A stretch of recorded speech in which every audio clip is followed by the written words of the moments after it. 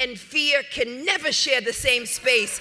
And so I'm covered by the blood, and I'm not afraid of Donald Trump. You can come after me, but no enemy, nothing formed against me will perish. Nothing formed against me. Nothing formed against me. Nothing formed against me.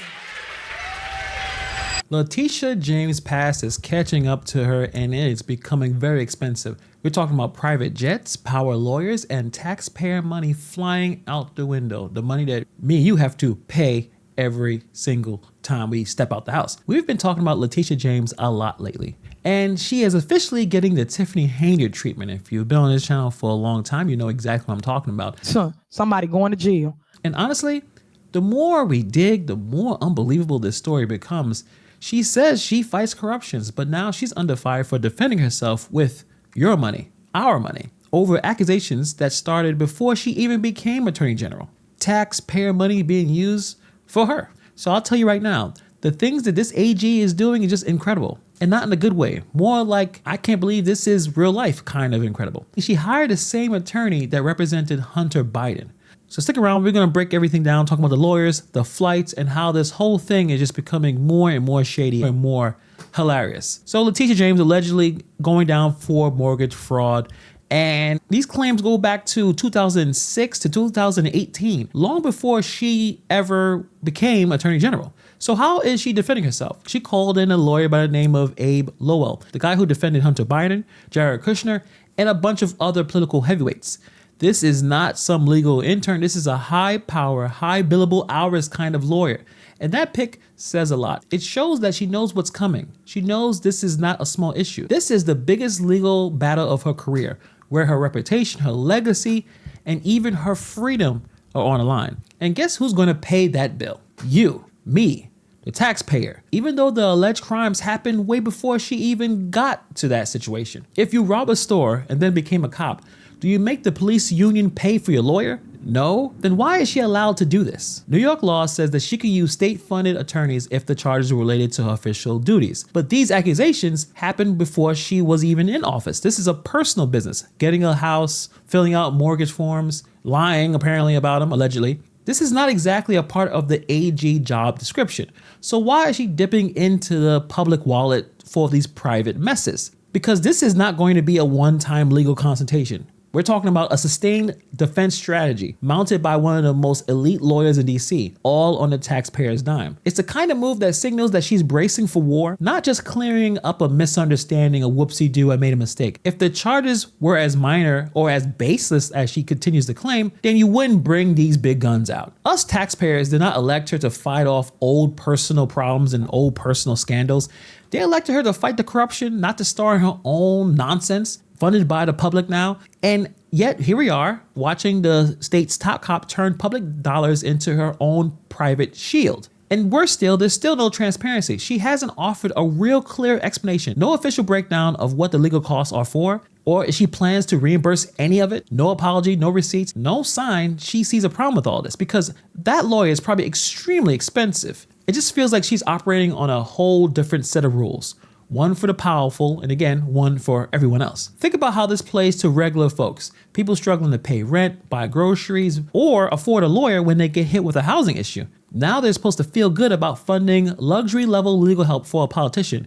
It's not a bad look, it's a slap in the face. And legally, sure, there might be some wiggle room, but ethically, morally, it feels like a complete misuse of taxpayer money and trust. It undermines everything her office is supposed to stand for. If she wants to claim the moral high ground, she needs to climb off the tax-funded jet and start explaining why she thinks it's okay for the public to pay for something so personal and so serious. Until then, all we see is someone who promised to clean corruption, now looking like she's knee-deep in it. But let's get into the travel nonsense, the travel scandal as I see it. This is incredible. This is some Tiffany Hanger type behavior.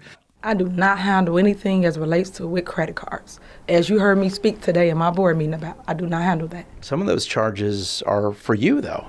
No, sir. You didn't go to Las Vegas?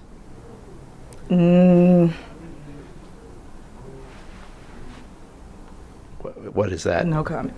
You don't know if you were in Las Vegas? Of course I do. Were you? It's not paid by them. So from 2022 to 2023, Letitia James spent over $41,000 on private charter flights. That's not business class. That's not even first class.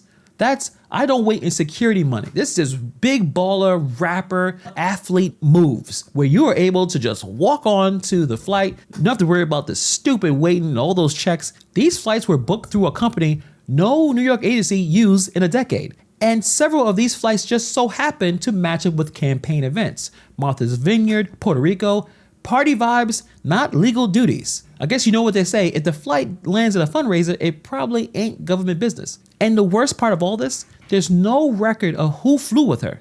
No public contract, no explanation, just a bunch of invoices. And that's where it gets downright ridiculous. Where is the transparency? For someone who prides herself on rooting out corruption, Letitia James has acted like someone that has a lot to hide.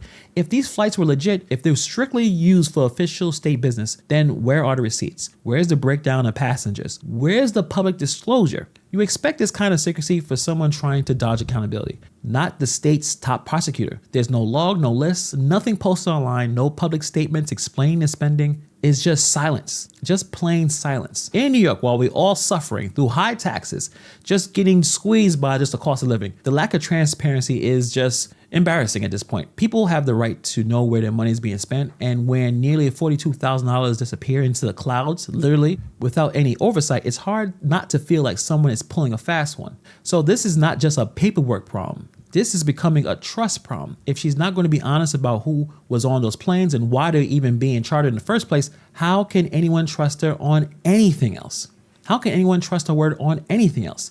This kind of selective secrecy is the root of the problems we have with our politicians. This is why people are so jaded about politics. They see leaders talk big about reform and then turn around and do the exact same thing they claim to fight against.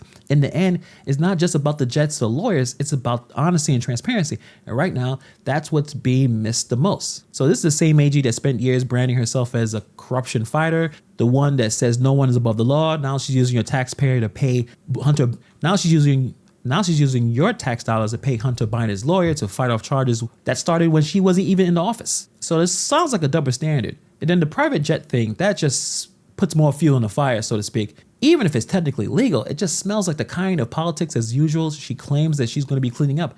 She's a part of it. And that's what it really all comes down to, doesn't it? This whole situation reeks of a political figure playing by one set of rules in public while doing something entirely different behind closed doors. We've seen this movie before. The promises of transparency, speeches about integrity, and then boom, there's private jets, hidden invoices, and campaign-linked travel paid by the very people she vowed to protect. This isn't the kind of behavior you expect for someone who made her name exposing other people's scandals, but now the spotlight is on her and suddenly excuses, silence, and legal gymnastics. Everything is baseless, right? It's baseless. Everybody knows I'm a resident of New York, specifically Brooklyn. And again, we will respond at the appropriate time in the appropriate way to these baseless allegations. And what's wild that I know she knows how bad this looks. You don't hire a top tier defense attorney if you think this is going to blow over.